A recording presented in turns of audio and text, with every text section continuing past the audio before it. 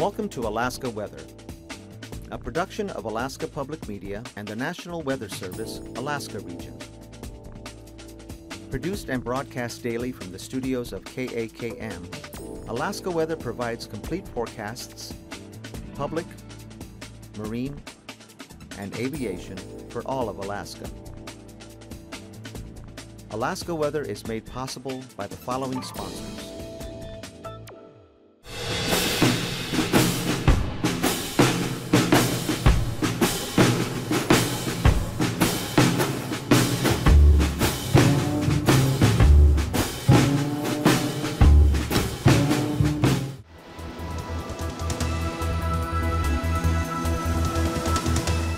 The National Weather Service. Good evening, everyone. I'm meteorologist Dave Snider with the National Weather Service. It's the 10th of September, and if you were trying to watch us on Alaska Weather on the 8th and the 9th of September, then you probably didn't see too much. So we greatly apologize for the inconvenience there, and we are happy to be back. Hopefully, knock on wood, things will go smoothly tonight, and let's get off and rolling here. As always, we encourage you to stay up to date with the latest announcements on social media there. And a reminder that, you know, in the event of Alaska Weather just not making it to the airwaves as it did the last couple nights, you can always go to YouTube and go to NWS Anchorage, for example. You'll get your daily afternoon map briefing there. It's a good backup and a much shorter broadcast of what we're going to say on Alaska Weather, but it's a sneak peek around 4 o'clock in the afternoon and a great way to get kind of a quick overview of what's going on around the state. And of course, following the show, assuming everything's great, we'll put the entire broadcast on the AKwx TV YouTube channel there. So go to youtube.com, type in AKwx TV. It'll bring up that channel, subscribe to it, and you'll always know when the latest editions are coming out. It'll alert you in your account or your email if you set it up that way. And it's a much longer broadcast, so if you're out in the bush, it's probably not cell phone friendly, but the shorter broadcast in the afternoon most certainly is. Only 2.5 minutes long, and it works really well if you're trying to get your weather information on your cell device. Here we go. No watches and warnings right now on land. There are many areas, though, across the Aleutians that are under gale warnings and small craft advisories all the way up the west coast and into the northern Gulf Coast. More on that in a minute. But this is directly tied to the broad area of low pressure across the southern Bering Sea, and it's grabbing on to some tropical moisture that's working its way northward. That's remnants of a typhoon. Now, we're not going to get hit with a typhoon or a tropical storm of any type. However, pieces of that puzzle are still working into this weather system, and we get a taste of that moisture as that works northward. As a result, it's going to help crank up the winds, and for many in the Bering Sea, that's probably going to mean gales over the next couple days, some of those starting tonight and into tomorrow.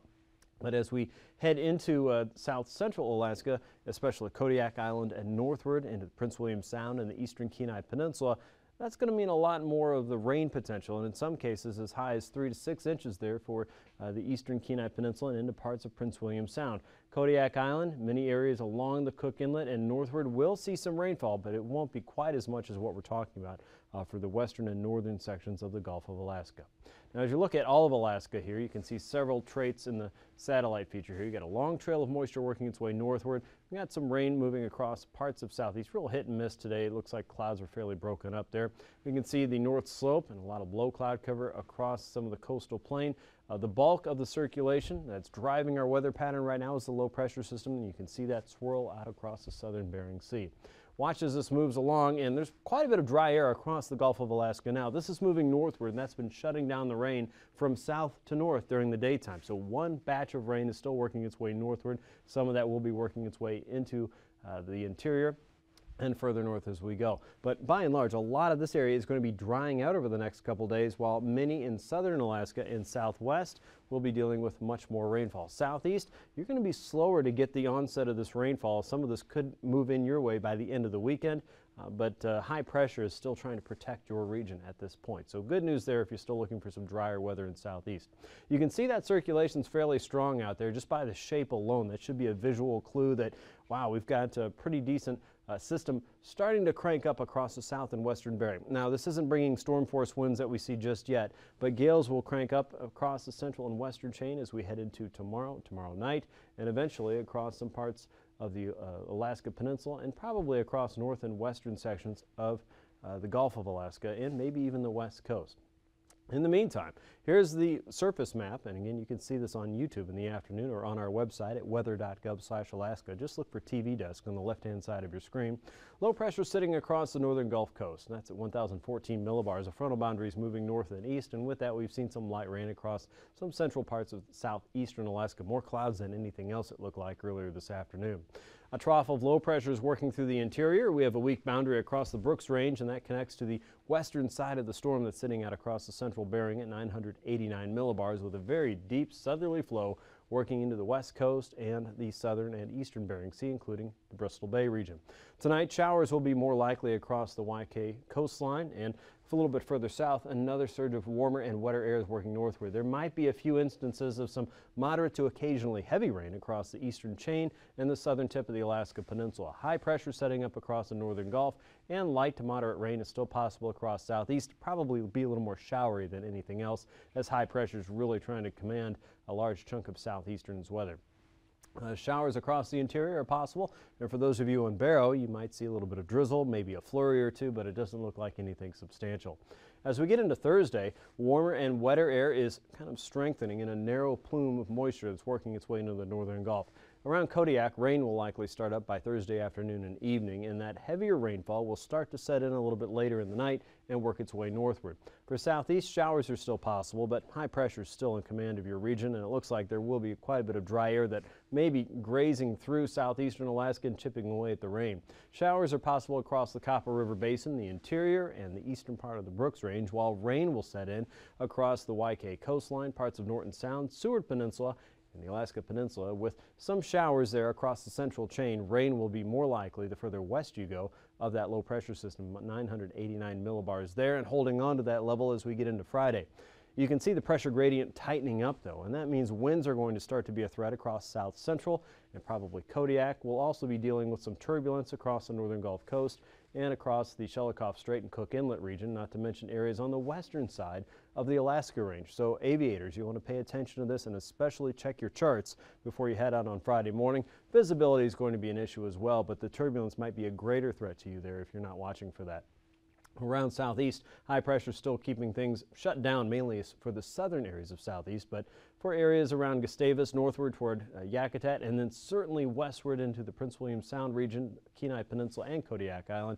Not only will it be wind, but you're also talking about some opportunities for some moderate to occasionally heavy rainfall, especially around Prince William Sound and the eastern side of the Kenai Peninsula. But up north, what a quiet day. A beautiful day with sunshine, areas of fog across the Arctic coast, but from the Norton Sound region southward across the YK and into the Alaska Peninsula and eastward, it looks like a fairly wet and probably windy experience. Temperatures today have been in the mid-50s to lower 60s across southeast. Prince William Sound has seen temperatures in the mid-50s. Around Anchorage today with the rain, 54, 62 in Homer. Up around Fairbanks, 66 with Healy at 59, Fort Greely at 64, 57 for Eagle today. Northward, temperatures were still fairly mild around Arctic Village and Anaktuvuk Pass, 54 degrees both. 37 in Kaktovik, 36 in Barrow. Around Wainwright, temperatures hovered at 38 degrees. Kotzebue Sound temperatures were in the mid-50s. Shishmaref, 52, about the same in Nome with St. Lawrence Island at 48. Around the Yukon-Kuskokwim Delta, temperatures were typically in the upper 50s to lower 60s, even Bethel showing 61. McGrath was 59, with Bristol Bay temperatures in the lower 60s, Lake Iliamna at 59. 50s and 60s for the Alaska Peninsula, St. George at 53, Unalaska and Dutch Harbor at 62, and low to mid-50s for the chain, a sign of that warm and wet air that's been hovering across the central chain ahead of that storm. 51 in St. Paul tonight. Look for south central temperatures to hover just below 50 degrees. Southeast in the upper 40s to about 50 degrees. The interior around the Tanana Valley, lower 40s, but northward look for temperatures in the upper 30s, 32 for Anaktuvuk Pass, and sub-freezing for Barrow and points eastward with Nome at 48 degrees. High temperatures tomorrow will be a little bit milder for southwest, but remember the rain is setting in. Many areas in southwest will make it into the lower 60s before it starts to cool off. For the interior, though, that could mean temperatures in the mid to upper 60s, including Fairbanks at 66.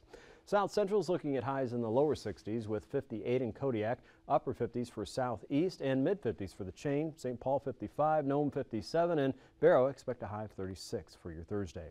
IFR conditions are expected from Kodiak southward and along the windward side of the Alaska Peninsula tomorrow. For the Yukon-Kuskokwim coastline mainly, IFR conditions will be there, and that should quickly improve to MVFR just as far east as maybe a mile or so as you go inland. For most of the mainland, VFR conditions should be expected, but you will see some changes, especially after the morning hours. Now in the Brooks Range, Anaktuvik Pass and Adigan Pass are both expected to be VFR. Watch for Lake Clark to hold on to MVFR conditions through a large part of the day, but some improvements will be seen in Merrill Pass by the afternoon. Same goes for Rainy Pass, heading for VFR. Windy Pass expected to be VFR by the end of the day. Isabel Pass should see some improvements during the daytime. Mentasta Pass, we expect to see VFR by late day. Tanita Pass should also see visual flight rule. Porter's Pass should go over to VFR, and Chilkoot and White Pass also looking for improvements during your Thursday. The freezing levels show signs of warm and wet air aloft across the Yukon-Kuskokwim Delta, but a much colder air is poised and ready to drop southward. It's not yet, but it is certainly there with freezing levels just offshore of Barrow as low as 2,000 feet. Icing potential is there, the moisture is present, but you have to climb up to about 10,000 feet across the western part of the Seward Peninsula and the Yukon-Kuskokwim coastline to reach into that occasional, maybe even light isolated moderate freezing potential there to see icing there along the YK and westward. Also across the Gulf, building ahead of the next wave above 14,000 feet and above 12,000 feet south of the eastern chain. There's also some light icing potential across the eastern Brooks Range and the coastal plain. Generally light to isolated moderate above 10,000 feet. Now the jet stream is supporting this current wave of weather with a large circulation in the upper atmosphere. It's getting a little reinforcing boost. A northwesterly flow coming in on the western and southern side of the Aleutians, 120 knots. That's bringing the southwesterlies into the eastern Gulf and slowing down to areas around Juneau, around 50 knots. We have a little bit more of a broad westerly flow working out of the interior as well. Now at 9,000 feet, you can see the circulation clearly there with wind speeds from 20 to 40 knots across the central and western chain. Ridging is still holding back this weather across the interior, and wind speeds are considerably lighter there from about 5 to 10 knots, but you have a broad southerly flow working up the western coast from 30 to 40 knots and southerlies across the Gulf Coast from 20 to 35 knots with more of a westerly and light flow across southeast. At 3,000 feet, the ridge is a little bit more pronounced and working its way northward. Well, wind speeds are pretty light there across the interior once again, and there's our southerly flow across the west coast, 20 to 30 knots. Wind speeds boost here to about 50 knots across the eastern chain with that north and westerly flow across the western chain from 20 to 35 knots. Turbulence potential then will start to increase as we get into Thursday afternoon and certainly again on Friday with occasional moderate across the northern Gulf Coast, across the Barren Islands and through Shelikof Strait, west of the Alaska Range and around the Yukon-Kuskokwim coastline. So if you're in Bethel, you want to keep watch on that. And then south of the Alaska Peninsula below 4,000 feet. That's a look at your aviation forecast. We'll be back in just a few minutes with your marine weather. Stay tuned.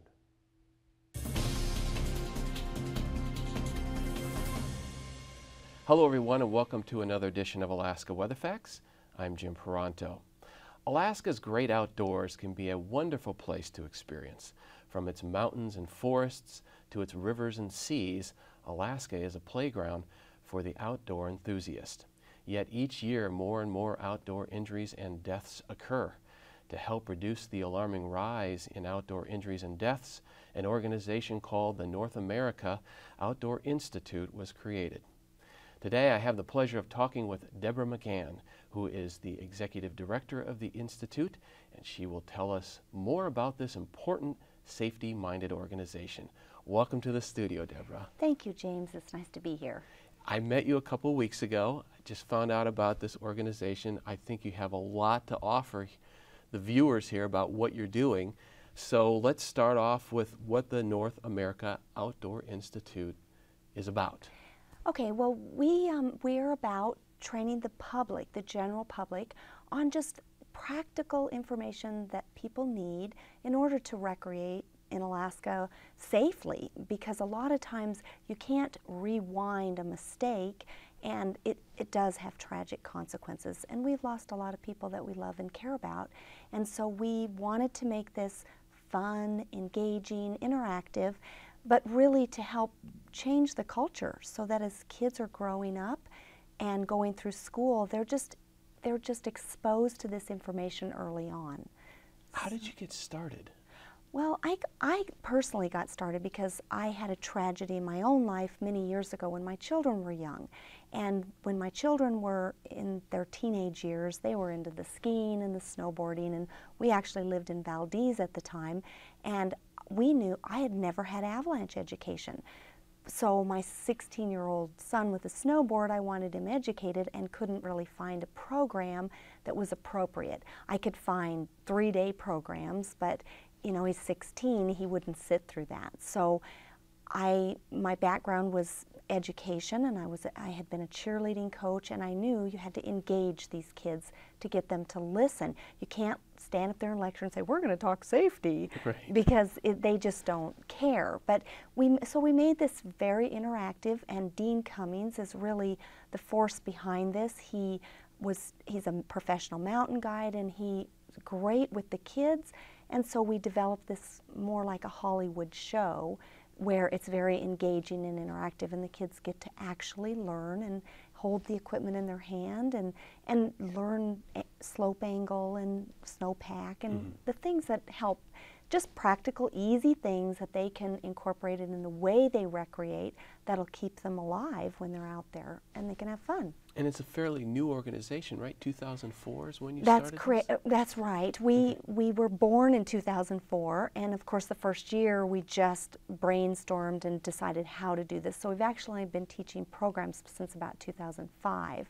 But the State of Alaska Division of Parks, the Snow Track Committee, has supported us and helped us develop these programs. And now we do a variety of things, from avalanche to ATV safety to bicycle safety, and we talk a lot about the wildlife and water safety, and so we've tried to incorporate a lot of different outdoor activities that all really have one thing in common. You have to have a plan, you need to really pay attention to the weather, and we've really connected the weather. So it's great. This is a nice place to be, because we recognize that the weather is the most important thing. That's the ingredients that make these lasagnas of dangerous snowpack. So well said. So yeah, so we want people to be educated about the weather and really pay attention to it. Talk a little bit about Be Snow Smart and Be Summer Smart. This is something that you guys are doing, right? It is. Be Snow Smart is a program that we take to the schools and to different communities, and it's kind of, we keep it short so that it's an awareness program. We're trying to turn the switch on that says, oh, there's some simple things I need to incorporate into my protocol when I'm going to go out and play, so that I can do it, I can recreate at a higher level, safer. And so we try to get people educated. The main thing we do with Be Snow Smart is to let people know, the more you learn, the more important it is for you to learn more, because you just can never know too much. And we don't want people to get a little bit of education and think, oh, I can go scale McKinley, when the truth is they've only been exposed to stay out of a terrain trap and learning to recognize what is a terrain trap. So Be Snow Smart is our introductory level that just introduces people to the importance of getting awareness training. And it's a whole range of people that you're educating here, not just the kids, but it's outdoor enthusiasts, adults. It's a whole range, right? It is. It's the whole range. And we like the schools because we want the kids to grow up with the culture of being aware and safety-minded, but we recognize that our key demographic of people getting caught tend to be those between 16 and 30. But yet, I was personally born and raised here. I've been here 55 years. I didn't learn this in school, and so I need to know this. And I was in my 40s as I'm learning this, and I recognize I have a lot of friends that are out there doing crazy things. And last spring, we lost somebody we know on a snow machine accident that was caught in an avalanche, and there were 10 people in the group, and it's my understanding not one of them had a beacon, a shovel, or a probe. And wow, that's amazing. It is amazing, and it never ceases to amaze me. And really, in hindsight, they're all regretting that and wish they would have known that, but they hadn't taken the time to get this information. So we want to give you, in a timely, entertaining way, give you some of this basic information so that you don't have to invest a ton of time and money, but yet you can get the information. How can people help your institute?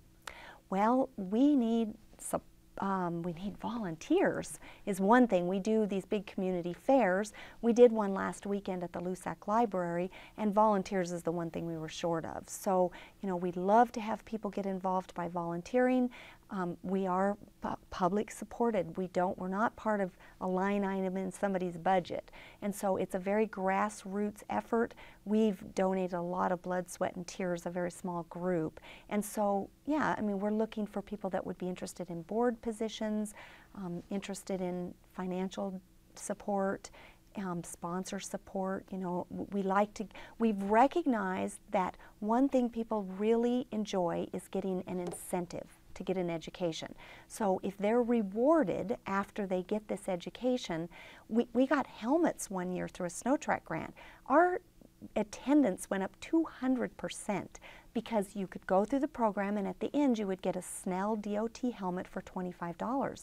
And people were like, that is a great incentive. And people were walking away with the helmets but saying, the helmet is great, but the education we gained was valuable beyond words. And so we recognize that's a great, if they want to donate helmets. Or whatever. Right? Exactly. What plans for the future do you have for your institute? Anything coming up in the future? We have a lot of plans. Mainly we're trying to get more incorporated with the schools so that it's part of your math curriculum that you're studying, avalanche, slope angles.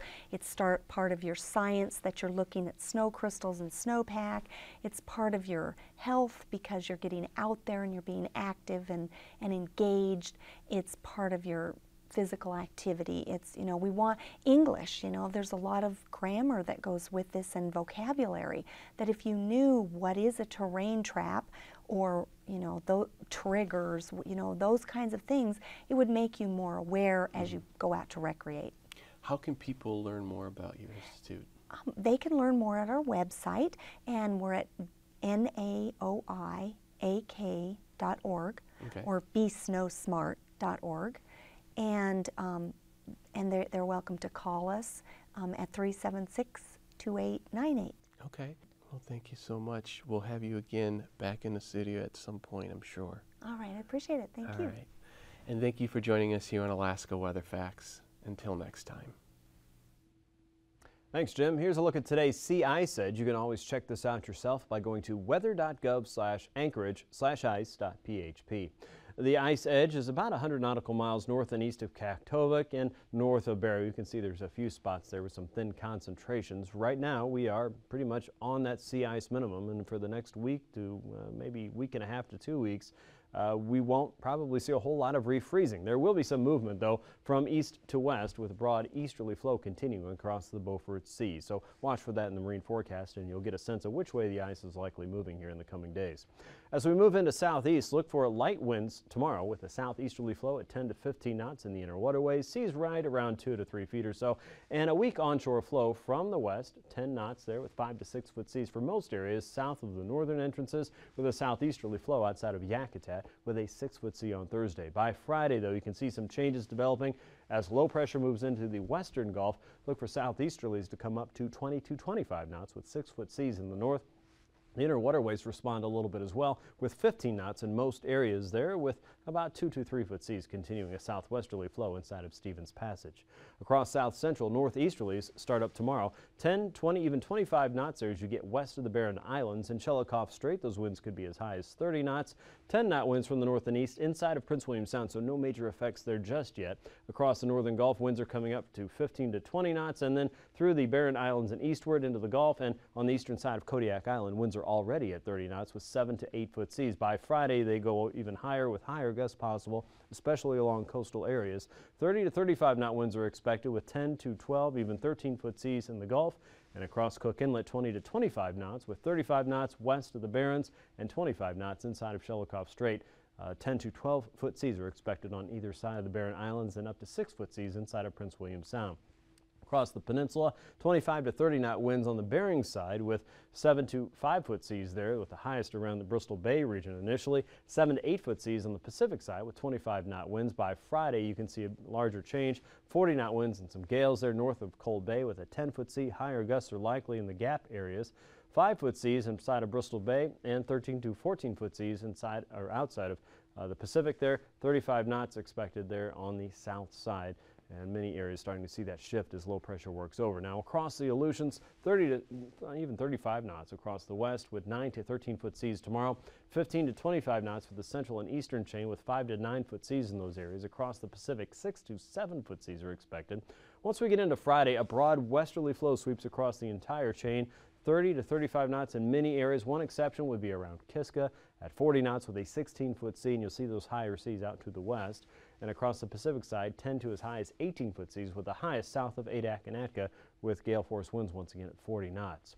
Across the west coast, an offshore flow from 30 to 35 knots north of Umanak and north of Makoriuk. 7 to 8-foot seas up to St. Lawrence Island. 8-foot seas around the St. Matthew Island waters. Southeasterlies coming up the Yukon-Kuskokwim coastline and around the Pribilofs.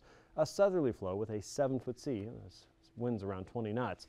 That goes westerly on Friday at 30 knots with an 8-foot sea. And notice the large number of areas here looking at some higher winds north of that low pressure system. We're looking at easterlies coming into it and around it at 40 knots with 10 to 12-foot seas around that low pressure system. So a much different day around the Bering on Friday. Mariners, keep watch on this, especially along the Yukon and Kuskokwim coastline. Now across the Beaufort Sea and the Chukchi Sea, we're talking about easterlies for most areas, blowing around 20 knots there. The winds pick up a little bit more as you cross the coastline from Wainwright out toward Cape Lisburn, 25 knots with a 7-foot sea, and pretty much a similar forecast as we get into Friday, 20 knots in all areas, 4-foot seas in the Beaufort, 4 to 5-foot seas for the Chukchi Seacoast, more of a northeasterly wind around Cape Lisburn, and offshore winds through Kotzebue Sound. Recapping tonight's weather, decent weather makers going in the Bering already. It will latch on to some stronger areas of wind and higher moisture and produce a much wetter situation for the west coast initially starting tomorrow, for Kodiak Island starting tomorrow night, and that wetter weather starts working its way northward as we get into Friday with possibility of some heavy and potentially 3 to 6 inches of rain across the eastern Kenai Peninsula. Thanks for watching Alaska Weather. These forecasts are to be used for planning purposes only. Call 1-800-WX-BRIEF for a formal pre-flight briefing. Always file a flight plan before you go flying. The U.S. Coast Guard Auxiliary urges you to leave a float plan with a friend or the harbor master before you go boating. Alaska Weather is made possible by the following sponsors.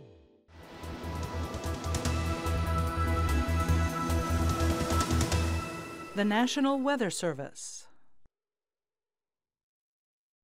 It's never too early to set expectations and goals for your child's education. The UA College Savings Plan provides opportunities that can help you reach your educational savings goals. Save in Alaska. Study anywhere. There is more information available by calling 1-888, the number 4, and then Alaska. This message sponsored by the UA College Savings Plan. Indie Alaska is an innovative weekly web series capturing the diverse and colorful lifestyle of Alaskans. Real stories of everyday Alaskans at work and play. Supported in part by Alyeska Pipeline Service Company.